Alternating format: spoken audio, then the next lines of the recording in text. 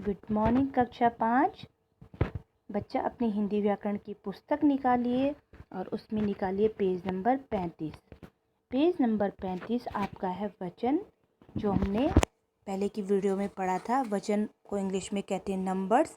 Numbers आपको पता है 2 नंबर्स होते हैं, सिंगुलर एंड प्लूरल। तो ऐसे ही वचन भी 2 होते हैं, एक होता है एक वचन और दूसरा होता है बहुवचन। ठीक है ना। तो वचन से अभिप्राय होता है संख्या का बोध होना, मतलब वचन में मतलब संख्या कितनी है। आपने जो एक एग्जाम्पल पढ़ा था, इसमें घोड़ा दौड़ रहा है, एक होगा तो घोड़ा दौड़ रहा है, बहुत सारे होंगे तो घोड़े दौड़ रहे हैं। एक बच्चा खेल रहा हो तो बालक गेंद से खेल रहा है, बहुत सारे होंगे तो बालक गेंद से खेल रहे हैं। मैंने आपको बताया था, यहाँ पे आपको वचन की परिभाषा अपनी कॉपी में लिखनी है। शब्द के जिस रूप से ज्ञात हो कि वह एक के लिए प्रयुक्त हुआ है या एक से अधिक के लिए, उसे वचन कहते हैं। किसे कहते हैं? वचन। जिससे पता चले कि वो एक के लिए प्रयुक्त हुआ है या अधिक के लिए, उसे वचन कहते हैं। वचन के 2 भेद होते हैं। 2 भेद कौन से होते हैं? एक वचन और बहुवचन। एक वचन वो होता है जिसमें किसी प्राणी वस्तु के एक होने का पता चले, जैसे एक पुस्तक है, एक पेंसिल है, एक घोड़ा है। पेज पलटिए। अब जैसे कि ये बहुवचन में क्या होता है? जिससे अधिक संख्या होती है उसका होने का पता चले, चाहे वो प्राणी हो, पुस्तक हो या कुछ और हो। जैसे बहुत सारे होंगे तो पुस्तकें, पेंसिलें, घोड़े। ठीक है ना। अब वचन की पहचान अभी हमने पहले पढ़ ली थी। वचन की पहचान संज्ञा सर्वनाम से के शब्द से ही हो जाती है। जैसे लड़का हंस रहा है, ठीक है। और बहुत सारे होंगे तो लड़के हंस रहे हैं। वह कहाँ जा रहा है, वे कहाँ जा रहे हैं। ऊपर पहले उस क में क्या था? संज्ञा शब्द, और दूसरे में था सर्वनाम। संज्ञा और सर्वनाम दोनों से ही वचन की पहचान हो जाती है। यदि वचन की पहचान संज्ञा अथवा सर्वनाम शब्द से ना हो तो क्रिया से हो जाती है। अगर संज्ञा सर्वनाम से ना हो तो क्रिया से हो जाती है। कैसे? क्रिया मतलब काम क्या हो रहा है। क मोर नाच रहा है, तो अगर इसे बहुवचन में बोलेंगे तो अगर बहुत सारे होंगे तो मोर नाच रहे हैं। जैसे यहाँ पे आया मोर नाच रहा है, मोर नाच रहे हैं, तो मतलब एक वचन है तभी आया मोर नाच रहा है, और यानी कि बहुत सारे मोर हैं तो मोर नाच रहे हैं। ठीक है। इसी प्रकार से हमने पढ़ा था कुछ शब्द का प्रयोग सदा एक वचन में किया जाता है, जैसे मिट्टी, तेल, पानी, वर्षा, सोना, क्षमा। ठीक है। ये सिर्फ एक वचन में होता है।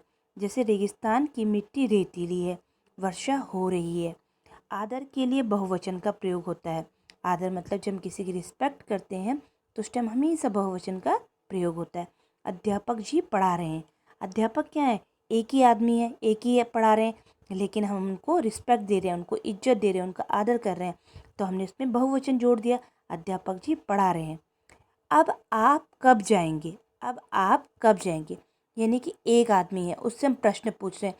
हम ऐसे भी बोल सकते हैं अब तू कहाँ जाएगा, लेकिन हमने क्या किया? उसको रिस्पेक्ट दिया, आदर के साथ बोल रहे हैं, तो वो बहुवचन में बोला जाएगा। अब आप कहाँ कब आएंगे। ठीक है। नित्य बहुवचन के प्रयोग में होने वाले शब्द। कुछ ऐसे शब्द होते हैं जिनका प्रयोग सदा बहुवचन में किया जाता है। हमेशा ये क्या होते हैं? बहुवचन में ही होते हैं। जैसे लोग, दर्शन, प्राण, आंसू, बाल बाल आदि। ये हमेशा क्या होते हैं? हमेशा ये बहुवचन में होते हैं। जैसे इसमें है आप लोग कब से प्रतीक्षा कर रहे हैं। खो है आपके दर्शन करने का मन हो गया है। ठीक है। उसके प्राण निकल गए, खुशी के कारण हमारे आंसू निकल आए। ये हमेशा क्या होंगे? बहुवचन में होंगे। अब है कई बार अपना बड़प्पन दिखाने के लिए भी बहुवचन का प्रयोग किया जाता है। जैसे पिता ने पुत्र से कहा, बेटा हम बाहर जा रहे हैं, काम जल्दी निपटा लेंगे। क्या कहा? बड़प्पन दिखाने के लिए। मतलब पिताजी क्या कह रहे हैं? बेटा हम उन्होंने अपने लिए यूज़ किया हम, लेकिन क्या किया? हम बोला, यानी कि बहुवचन का प्रयोग किया। ठीक है। अब आता है आपका बहुवचन के स्थान पर एक वचन का प्रयोग। बहुवचन के स्थान पर एक वचन का प्रयोग कैसे होता है? जातिवाचक शब्द को बहुवचन के स्थान पर एक वचन में प्रयोग कैसे होता है? कुल्लू का सेब बहुत मीठा होता है, यानी कि जो जाति है किसकी? सेब, ठीक है। जातिवाचक शब्दों का बहुवचन के स्थान पर एकवचन का प्रयोग होता है। नागपुर का संतरा बहुत प्रसिद्ध है। नागपुर का संतरा बहुत प्रसिद्ध है। ये है तो क्या, जातिवाचक शब्द है। बहुवचन के स्थान पर हमने क्या कर लिया, इनका प्रयोग एकवचन में कर लिया है। अब देखिए, वर्ग, वृंद, जाति, दल, गण अनेक को प्रकट करने वाले हैं, किंतु इनका वाक्य एक वचन में ही होता है। देखो बेटा, वर्ग, वृंद, जाति, दल, गण आदि, इनसे क्या पता चलता है कि ये क्या है, सारे बहुवचन है, लेकिन इनका प्रयोग क्या होता है, एक वचन में ही होता है। ये मैंने आपको पहले भी करवा दिया था। अध्यापकगण सभा कर रहे हैं, लेकिन अध्यापक गण क्या, एक अध्यापक है लेकिन सभा कर रहे हैं, तो हमने उनका प्रयोग कैसे किया, इनका प्रयोग हमने क्या किया, किंतु इनका प्रयोग वाक्य में एक वचन के में होता है। सैनिक दल मोर्चे की ओर बढ़ रहा है। सैनिक दल मतलब बहुत सारे हैं, लेकिन हमने इसका जब वाक्य बनाया तो हमने इसका प्रयोग एक वचन में किया। छात्रगण परेड कर रहा था, यानी कि उनका पूरा समूह है, लेकिन जब हमने वाक्य बनाया तो एक वचन में प्रयोग किया। मित्रवर्ग हमेशा मेरी मदद करता है। मित्रवर्ग, उसके बहुत सारे मित्र हैं, लेकिन जब उन्होंने प्रयोग किया तो एक वचन में प्रयोग किया। अब इसी प्रकार से पेज पलटिए अपना।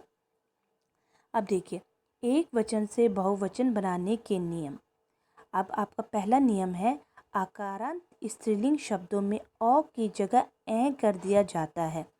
जैसे एक वचन और बहुवचन, अ की जगह में क्या करेंगे, ए। पुस्तक, लास्ट में क्या रहा है, पुस्तक, अ का उच्चारण हो रहा है। पुस्तकें, एक की मात्रा लगाते। रात, रातें। बहन, बहनें। किताब, किताबें। बात, बातें। आँख, आँखें। भैंस, भैंसें। फौज, फौजें। आंत, आंतें। आपने क्या पढ़ा, जब आप एक वचन में इसका उच्चारण करते पुस्तक, तो जब पुस्तक बोलते हैं अ, लास्ट में क्या इसका उच्चारण हो रहा, अ, तो अ की जगह में हमने क्या लगा दिया, ए का प्रयोग करके उसका बहुवचन बना दिया। तो आप अपनी पाठ्य पुस्तक में ये करेंगे।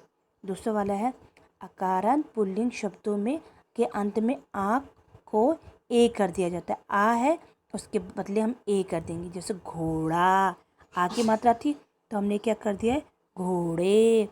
बेटा, बेटे। कौवा, आ की मात्रा है, कौवे। नाला, नाले। कपड़ा, कपड़े। गधा, गधे। हरा, हरे। पतीला, पतीले। काला, काले। मुर्गा, मुर्गे। चीता, चीते। पपीता, पपीते। ठीक है। तीसरा है इसमें, आकारांत स्त्रीलिंग शब्दों के अंत में आ के साथ ए जोड़ दिया जाता है। आ के साथ क्या करेंगे, साथ ही में ए जोड़ देंगे। जैसे कथा, तो यानी कि आ तो रहेगा, उसमें ए भी जोड़ देंगे। कथा का क्या कर दिया, बहुवचन में कथाएं, ए जोड़। ज्वाला का ज्वालाएं। कला का कलाएं। माला का मालाएं। लता का लताएं। महिला का महिलाएं। कन्या का कन्याएं। और अध्यापक का अध्यापिकाएं। तो आपको क्या करना है बेटा, आपको अपनी पाठ्य पुस्तक में ये चीज़ करनी है। ये देखिए, सबसे पहले आप संज्ञा की परिभाषा जरूर लिखेंगे। संज्ञा के भेद सिर्फ दो ऐसे करके लिखेंगे, एक वचन और बहुवचन। उसके बाद आपको ये वाला करना है, 1 2 3। ये आप अपने कॉपी में करेंगे और इसको बनाने के नियम करेंगे और इनको साथ साथ में याद भी करेंगे। ओके।